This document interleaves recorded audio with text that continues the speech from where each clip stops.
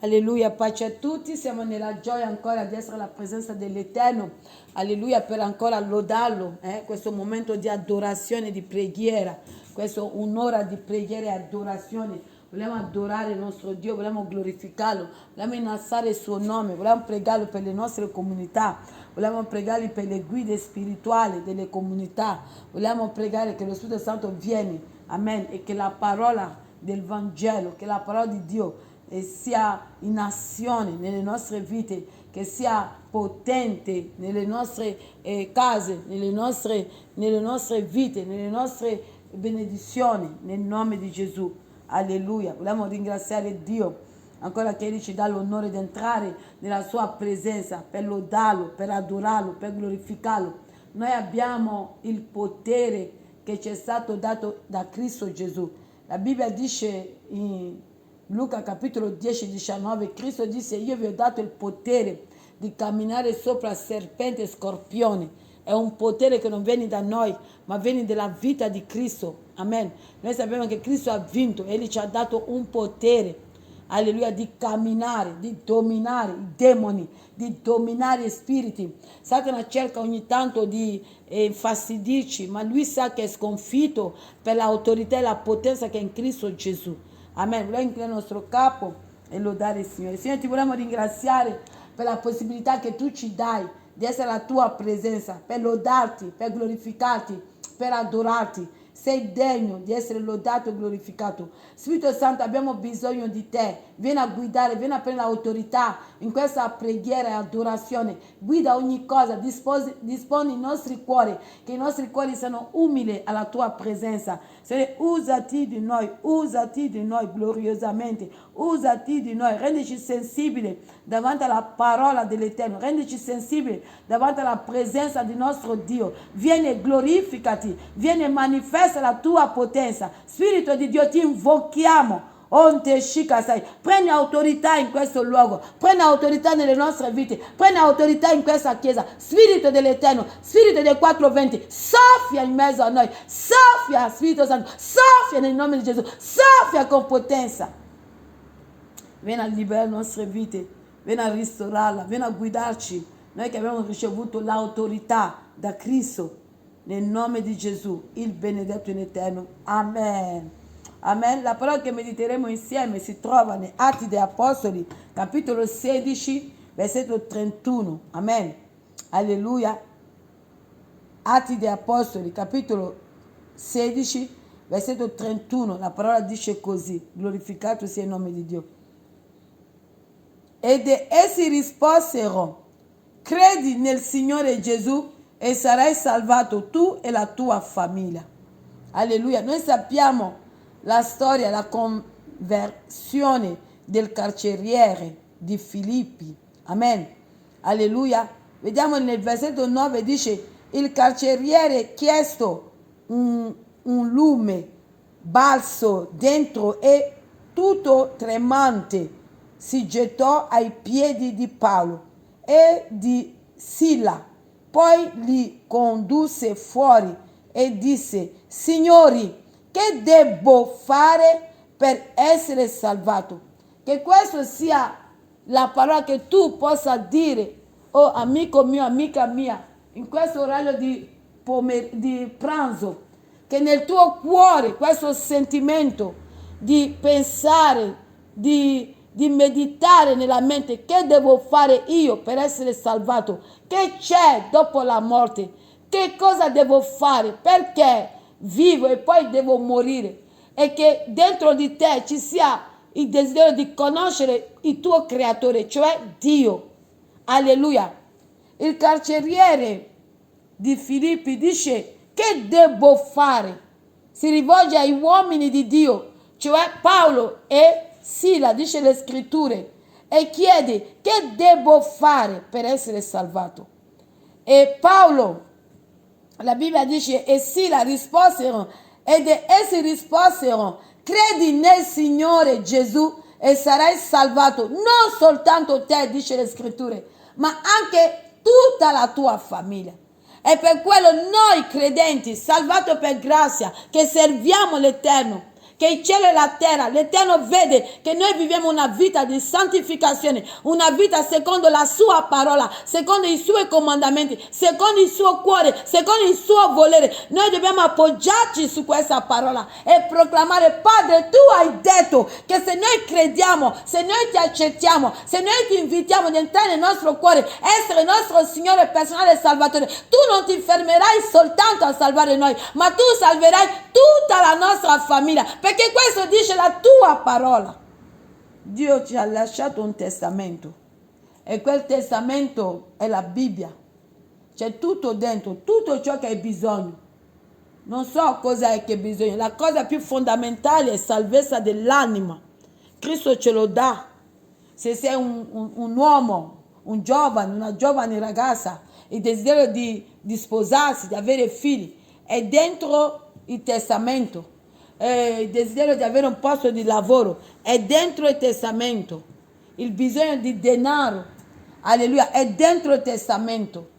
Prosperare è dentro il testamento. È tutto scritto nel testamento che Dio ci ha lasciato e ci dà libertà di avere accesso attraverso la vita di Cristo Gesù, perché la cosa più importante era di salvare l'anima nostra, e Dio ci ha assicurato: a chiunque crede in Gesù non perirà ma avrà vita eterna, perché Gesù è la via, la vita e la verità.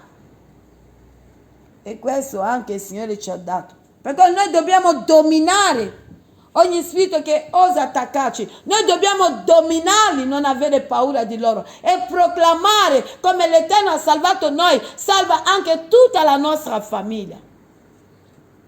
Essere sentinella della nostra famiglia, della nostra casa e pregare. Ma la cosa straordinaria, perché nella richiesta il carceriere non chiedeva per la sua famiglia. Il carceriere diceva: che devo fare io per essere salvato? Versetto 30 dice, sempre nei Atti degli Apostoli capitolo 16, 30 dice: poi li condusse fuori e disse: signori, che devo fare? Che devo fare? Era individualmente lui, non parlava della sua famiglia, parlava di lui. Che devo fare io per essere salvato? Oh, Shikabasai.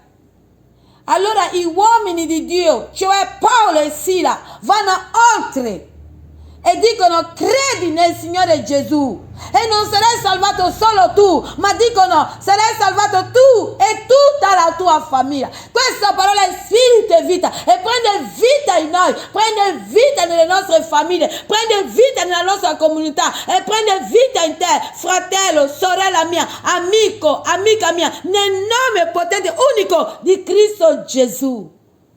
Sì, perché la parola di Dio è spirito, perché prende vita in noi. Vogliamo vedere Giovanni capitolo 20, versetto 17. Vangelo di Giovanni capitolo 20, versetto 17. È Gesù che parla.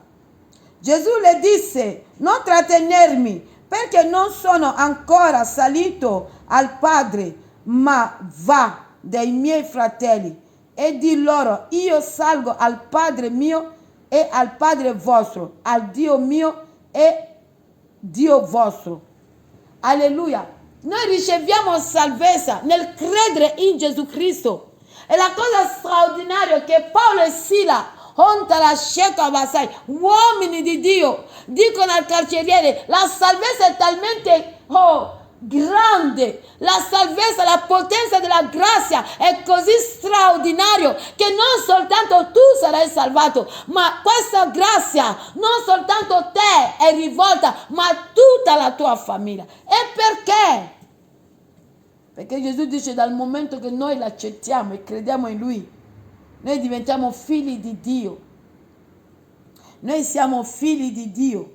Gesù le disse: non trattenermi, parlava la Maria Maddalena, perché non sono ancora salito al Padre, ma va dei miei fratelli, ma va dai miei fratelli. Io e te, dal momento che accettiamo Cristo e ci convertiamo a Lui, lo invitiamo ad entrare nel nostro cuore, di essere il nostro Signore Dio, noi diventiamo fratelli di Cristo Gesù. Allora il potere che Cristo ha, noi lo otteniamo automaticamente e vogliamo chiedere allo Spirito Santo, aiutaci a manifestarlo affinché altri uomini e donne possano convertirsi a Gesù Cristo.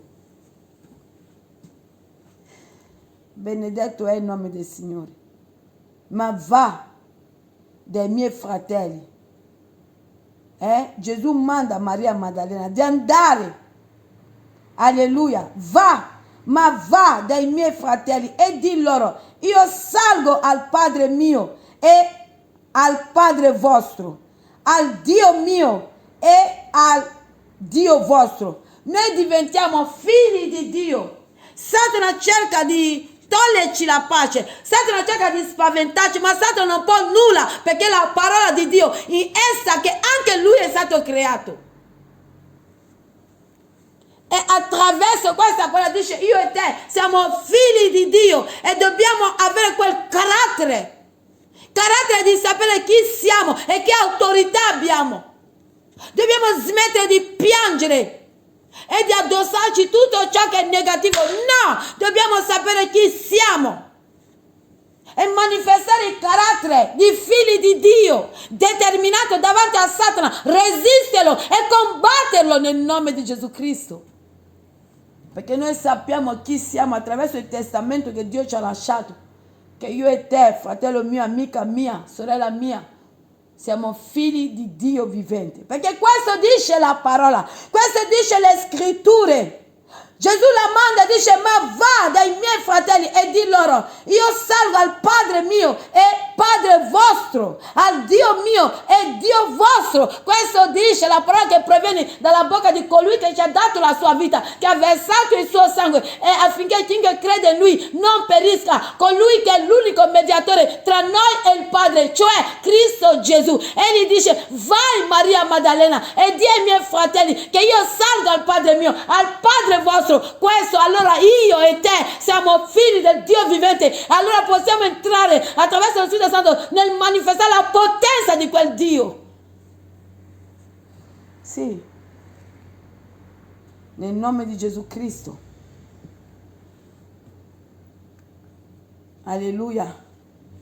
La grazia, la potenza della grazia, la vita della grazia, la misericordia della grazia, l'amore della grazia, in modo straordinario, fratelli e sorelle, è potenza, è glorioso, e vogliamo accostarci, perché vediamo che questi uomini non si fermano soltanto di rivelare quello che lo Spirito Santo voleva fare attraverso la salvezza in Cristo Gesù, ma annunciare a questo carceriere che in Gesù c'è di più. Egli ha la potenza così straordinaria, non salvando soltanto noi, ma tutta la nostra famiglia. In Ebrei capitolo 4, 16 dice, accostiamoci dunque con piena fiducia al trono della grazia per ottenere misericordia e trovare grazia ed essere soccorsi al momento opportuno. Accostiamoci dunque a quel trono di grazia che attraverso questo Cristo, che Paolo e Sila dicono, credi in Gesù e sarai salvato tu e la tua famiglia. E in nazione la potenza della grazia, la vita della grazia, l'amore della grazia, la misericordia della grazia. Accostiamoci dunque con piena fiducia al trono della grazia per ottenere misericordia e trovare grazia ed essere soccorsi al momento opportuno. Allora Paolo e Sila dicono, credi nel Signore Gesù e sarai salvato tu e la tua famiglia. Ma il carceriere lì non stava chiedendo per la sua famiglia. Il carceriere per lui doveva togliersi la vita, perché Paolo e Sila erano usciti. Come poteva spiegare a quelli che avevano autorità su di lui? Per lui era meglio morire. Allora è come Dio lo ridà un'altra vita, ma ancora più bella, la salvezza. Ottieni salvezza nella sua vita. Ma in quell'istante il carceriere non parla di lui, non chiede per lui. Questa è la misericordia e l'amore della grazia, la forza, la potenza della grazia. Il carceriere chiede per lui, il carceriere non chiede per la sua famiglia, ma Paolo e Sila attraverso lo Spirito Santo dice da parte dello Spirito Santo che oggi non sei salvato solo tu, ma tutta la tua famiglia. Che devo fare? Che devo fare per essere salvato? Che devo fare? Io che devo fare? E Paolo e Sila dicono: credi nel Signore Gesù e sarai, tu sarai salvato, ma va oltre la grazia e tutta la tua famiglia. Ancora stamattina, ancora questo orario di pranzo, con questi versetti, prego il Signore che possa consolarti a credere. Noi siamo chiamati a credere, fratelli e sorelle, anche quando l'acqua è nella barca, dobbiamo credere, perché è quello che Cristo ci ha comandato. Noi dobbiamo credere. Se hai dei giorni di tristezza, se hai dei giorni di pianto, se hai dei giorni di gioia, fa parte della vita cristiana. Ma una cosa, Cristo ci ha dato la vittoria. Giovanni capitolo 19, versetto 30, dice le scritture così. Alleluia, benedetto Egli è. Santo, degno Egli è. Gloria a Cristo Gesù. Amen. Quando Gesù ebbe preso l'aceto, disse: è compiuto. È compiuto. Tutto è compiuto. E per quello in Isaia 54:17 dichiara che nessun'arma fabbricata riuscirà contro di noi, perché Cristo ha distrutto ogni arma dell'avversario, ha liberato le nostre vite, ci ha giustificati totalmente, ci ha riscattati non con argento ni oro, ma con la sua vita, con il suo sangue. Cristo ci ha liberato e ha dichiarato che ogni cosa è compiuto sulla croce di Golgota. È compiuta la tua salvezza, è compiuta la tua guarigione, è compiuta la salvezza della tua famiglia, è compiuto il tuo matrimonio, è compiuto un posto di lavoro, è compiuto che tu ti laureerai, è compiuto ogni cosa, è compiuto. Io sono l'alfa e l'omega, dice l'agnello di Dio che toglie il peccato dell'umanità. Sì, fratelli e sorelle, tutto è compiuto. Noi dobbiamo soltanto credere, fratelli e sorelle, credere. Anche se l'acqua entra nella barca, credere e non avere paura di Satana. Se viene la paura, chiedi forza all'Eterno. Se ti viene la paura, chiedi la forza all'Eterno. Nell'Apocalisse capitolo 21, versetto 16, ogni cosa è compiuta. Io sono l'alfa e l'omega, il principio e la fine. A chi ha sete io darò gratuitamente della fonte dell'acqua della vita. Chi vince erediterà queste cose. Io gli sarò Dio ed egli mi sarà figlio. Amen. Dichiara: ogni cosa è compiuta. Io sono l'alfa e l'omega, il principio e la fine. A chi ha sete io darò gratuitamente della fonte dell'acqua della vita. Chi? Cristo Gesù, l'agnello di Dio. Allora vedete la grazia che Egli ci offre. Il carceriere chiedeva soltanto salvezza per lui, ma attraverso Paolo e Sila lo Spirito Santo gli rivela che c'era di più per lui. E così anche per te, fratello mio, sorella mia, c'è di più. Non arrenderti, non abbatterti, cammina, non mormorare come Israele nel deserto, ma rimani fedele, perché anche tu testimonierai ai tuoi figli, alla tua comunità, alla tua famiglia, che Gesù è veramente Dio. Amen. Vogliamo inclinare il nostro capo, lodarlo, ringraziarlo. Signore, ti vogliamo ringraziare per la tua parola, perché tu hai compiuto ogni cosa a Golgota per noi. Hai preso il nostro peccato nel tuo corpo e li hai crocifisso sulla croce di Golgota, affinché chiunque crede in te, Signore, non perisca. Per quello, Padre, ti prego di consolare mio fratello, mia sorella, di, Signore, rispondere alle loro preghiere. Va di là di loro aspettative, perché, Signore, sei un Dio buono. Non ti fermi soltanto di salvare noi, ma tu salvi tutta la nostra famiglia. Signore, guarisci ancora in questo giorno. Signore, salva Signore, c'è chi ti chiede di poter sposarsi, rispondi, va di là di sue aspettative, dagli un pastore, una serva di Dio, una profetessa. Signore, tu sei buono. Hai detto in Matteo capitolo 7, versetto 7, chiedete e vi sarà dato. La tua sposa ti chiede ancora. Dio della misericordia, abbi pietà, benedici le nostre vite, benedici i miei fratelli, le mie sorelle, spazio nel mondo intero, nel nome di Gesù Cristo. Signore, dacci ancora la forza, ancora la nostra chiesa, il gruppo di intercessione in digiuno, rinnova le loro forze, benedicili, oh Signore, consolali, Signore, e che stasera verremo a pregare per la crescita, per l'avanzamento dell'opera tua. Benedicici, rimani con noi, papà, nel nome potente, unico di Cristo Gesù, il benedetto in eterno. Amen, amen, amen.